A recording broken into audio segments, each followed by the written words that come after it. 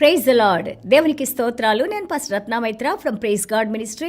ఈ రోజున యేసయ్య మన కోసం వాగ్దానాన్ని ఏర్పాటు చేశారో ఒకసారి చూద్దాము. నెహెమ్యా గ్రంథము 8వ అధ్యాయము 3వ వచనము.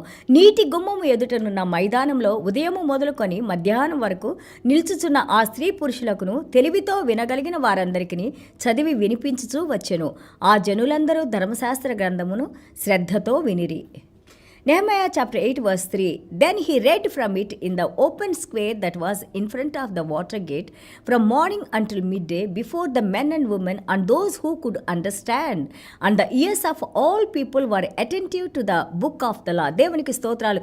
నెహెమ్యా గారి గ్రంథాన్ని మనం 1 నుంచి 13 అధ్యాయాలు మనం చదివినప్పుడు ఎంత అద్భుతంగా ప్రతి ఒక్క అధ్యాయంలో కూడా మనం ఏ విధంగా ఒక్కొక్క అంచెగా ఏ విధంగా దేవునిలో ఎదుగుతూ ఏ విధంగా దేవునిలో మనం నడుచుకోవాలి, దేవుని యొక్క కార్యాలు ఎలాగ మనం చూస్తాం. విశ్వాసంలో ప్రార్థనతో దేవుని యందు నమ్మకంతో మనం నిలబడినప్పుడు ఎంత అద్భుతమైన జీవితాన్ని, విజయవంతమైన జీవితాన్ని, పడిపోయిన జీవితాలని, అలాగే పడిపోయి మనం బ్యాక్ స్లైడ్ అయిన వాళ్ళని తిరిగి లేపి ఏ విధంగా దేవుడు నిలబెడతారు, ఏ విధంగా దేవుడు మళ్ళీ తిరిగి తన యొక్క మందులోకి చేర్చుకుంటారు, ఏ విధంగా దేవుని కార్యాలు చేసేవారిగా చూసేవారిగా మనం ఉంటామని ఇందులో నేర్చుకుంటున్నాం. 1-2 అధ్యాయాలు మనం నేర్చుకున్నాం. ఆయన ప్రార్థన చేయటము, భారం కలిగే యొక్క పడిపోయిన గోడను కట్టాలని యెరూషలేము పట్టణానికి దేవుని యొక్క ఆ యొక్క కటాక్షంతో, అలాగే పర్షియారాజు గారి యొక్క కటాక్షంతో ఆయన యెరూషలేము పట్టణానికి వెళ్ళినట్టు, అలాగే ఎంతో అపోజిషన్ శత్రువులు తన మీదకు వస్తున్నా కానీ ఎలాంటి భయం లేకుండా దేవుని యందు విశ్వాసంతో ఆయన ప్రతి ఒక్కరిని కూడబెట్టి ఐక్యపరిచి వాళ్ళు పడుతున్న శ్రమల్లోంచి బాధలు తెలుసుకొని వాటిని ఏ విధంగా పరిష్కరించాలో వారికి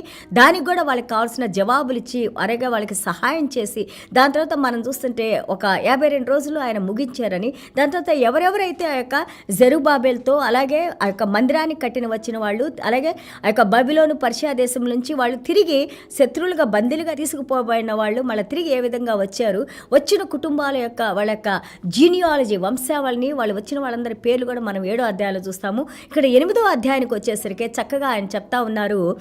ఆయన కట్టడం మాత్రమే కాదు, గోడల్ని ముగించడం మాత్రమే కాదు, వాళ్ళ సమస్యలు పరిష్కరించడమే కాదు, వాళ్ళని మంచి పద్ధతులు నడిపించడమే కాదు, ఆయన దేవుని వాక్యాన్ని వాటర్ గేట్ అంటేనే నేను మీకు చెప్పాను, దేవుని యొక్క వాక్యమే మనకి ఒక జలాల్లాగా నీళ్లులాగా ఏ విధంగా యొక్క శరీరాన్ని శుభ్రపరిచి మన ప్రతి అవసరాన్ని తీరుస్తూ మన లోపల మనం డీహైడ్రేషన్తో చనిపోకుండా నీళ్లు ఏ విధంగా మనల్ని బ్రతికిస్తూ ఉందో అదే విధంగా దేవుని వాక్యం కూడా ఆత్మను ప్రతిరోజు మనల్ని జీవింపజేస్తూ ఆత్మలో మనం అనుదినము ఎదగటానికి, జీవించి ఉండటానికి, మనల్ని శుభ్రపరచడానికి, మనల్ని మంచి మార్గంలో తీసుకువెళ్ళడానికి, యేసయ్య యొక్క సన్నిధానాన్ని మనలో ఉంచడానికి, యేసయ్య సన్నిధానంలో మనం నడుచుకుంటానికి, ఆ యేసయ్యలో మనం ఆత్మీయ ఫలాలు ఫలించడానికి, ఫలభరితమైన జీవితాన్ని జీవించడానికి దేవుని వాక్యము, దేవుని వాగ్దానాలు, పరిశుద్ధాత్మ దేవుడు మనకి సహాయం చేసి అనుదినము మనల్ని శుద్ధీకరిస్తూ నడిపిస్తారని మన వాక్యం గురించి నేర్చుకున్నాము.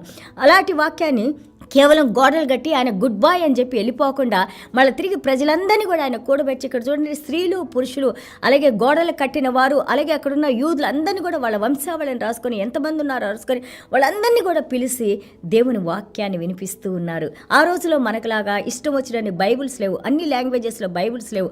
ఆ రోజులో ఒకళ్ళు వినిన వాళ్ళు మళ్ళీ వెళ్ళి తన కుటుంబాలకి, తన బిడ్డలకి నేర్పించుకుంటానికి వాళ్ళు చెబుతా ఉండేవాళ్ళు. మౌత్ టు ఇయర్ అంటారు కదా, చెబుతా ఉండేవాళ్ళు.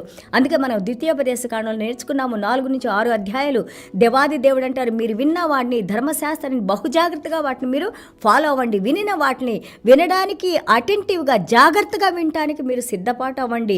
ఎందుకంటే ఇదిగో పిల్లలకి మీరు చిన్నతనం నుంచే వాళ్ళ నుసుటి మీద బాసికంగా కట్టండి, చేతుల మీద కట్టండి. అలాగే వాళ్ళు బయటకు వెళ్ళేటప్పుడు లోపలికి వచ్చేటప్పుడు గుమ్మాలకి, గుమ్మ ద్వారాలకి అనుదినము దేవుని వాక్యాన్ని చెబుతా ఉండండి. ఎవరైతే వింటా ఉంటారో, ఎవరైతే వినుట ద్వారా విశ్వాసం వస్తుంది, ఆ విశ్వాసంలో మనం ఏం చేస్తాము, యేసయ్య రక్షకుడని మనం నేర్చుకుంటున్నాము. ఆ రక్షణలోకి మనం వచ్చినప్పుడు పరలోక రాజ్య కార్యాలు చూడటానికి, పరలోక రాజ్యానికి వారసులుగా మనం ఉండటానికి ఈ వాక్యం మనకి సహాయం చేసి నడిపిస్తూ ఉంటుంది. కాబట్టి the word of God is our Lord Jesus Christ.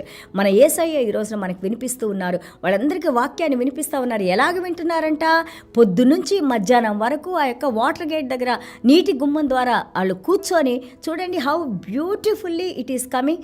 Water gate మనం చూసాము, అక్కడికే ఆ పరిశుద్ధపరిచే నీటి దగ్గరికి ఆ గుమ్మం దగ్గరే కూర్చోబెట్టి వాళ్ళు వింటా ఉన్నప్పుడు ఎవరైతే హృదయాన్ని వాళ్ళు సిద్ధపాటు చేసుకొని వినాలని ఆశ కలిగి ఉన్నారో వాళ్ళందరూ కూడా అండర్స్టాండ్ అవుతుంటా ఉంది. వాళ్ళు వాక్యం వినేటప్పుడు అది అర్థం చేసుకుంటూ ఉన్నారని మనం ఇక్కడ ఉన్న దేవునికి స్తోత్రాలు. చూడండి, 2వ దినవృత్తాంతాలు 34:14 మనం చూస్తుంటే మెనసా అమోను చూసాం. మెనసా అంటే చాలా క్రూరమైన రాజుగా, యూదారాజుగా మనం చూసాము. దాని తర్వాత ఆయన కొడుకు కూడా చాలా క్రూరంగా ఆయన పరిపాలించాడని. దాని తర్వాత వచ్చిన మెనసా గారి మనవడైన జోసయ్య చిన్నప్పుడు ఆయన రాజుగా అయ్యి ఆయన దేవుని వాక్యాన్ని తెలుసుకొని, దేవుని వాక్యాన్ని చదివి, దేవుని వాక్యానికి భయపడి లోబడి వాళ్ళ తాతయ్య, వాళ్ళ నాన్న లేకపోతే వాళ్ళ పూర్వీకుల్లాగా దేవుని విడిచి దేవుని భయం లేకుండా ఉండకుండా, దేవుని భయభక్తుల్లో కుడికి కానీ ఎడమకు కానీ తిరగకుండా వాక్యానుసారంగా జీవించాడని మనం నేర్చుకుంటున్నాము. మనము ఈ రోజున దేవుని వాక్యం విన్నప్పుడు ఎలాగ లోబడుతున్నాము అన్నది ఇంపార్టెంట్. మన గురించి దేవుడు ఏ విధంగా సాక్ష్యం చెప్పబోతున్నారు అనేది చాలా ముఖ్యం. చాలా మంది వాక్యం వింటాం, పొద్దున్నే మీ వాక్యాన్ని పెట్టుకుంటామమ్మా చూస్తామంటాం. ఇది నా వాక్యం కాదు. ఫస్ట్ ఆఫ్ ఆల్ దేవుని వాక్యము మనల్ని జీవింపజేసే వాక్యము. కేవలం మీరు దేవుని మాట వినాలనే మీ మీద ప్రేమతో మేము ప్రతిరోజు మీ చేతులు ఈ వాక్యం ఉండటానికి, ఆ చేతిలో ఉన్న వాక్యం మీరు విని హృదయంలో దాన్ని పదిలపరుచుకుంటానికి మేము ఎంతగానో కష్టపడి మీకు ఈ వాక్యాన్ని పంపిస్తూ ఉన్నాము.